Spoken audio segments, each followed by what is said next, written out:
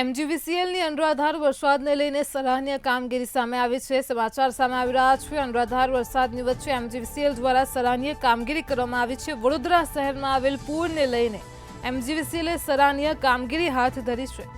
ચાલુ વરસાદ અને કેળસમા પાણીમાં પણ વીજ પુરવઠો પૂર્વવૃત કર્યો છે। 24 કલાકમાં જ 11 કેવીના 117 ફીડરોને પૂર્વવૃત કર્યા છે।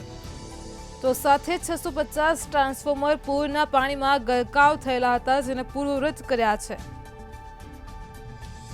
તો 300 ડિપાર્ટમેન્ટલ તથા કોન્ટ્રાક્ટરની ટીમોનો પરિશ્રમ સામે આવ્યો છે। એમજીવીસીએલની અનરાધાર વરસાદને લઈને સરાહનીય કામગીરી સામે આવી છે।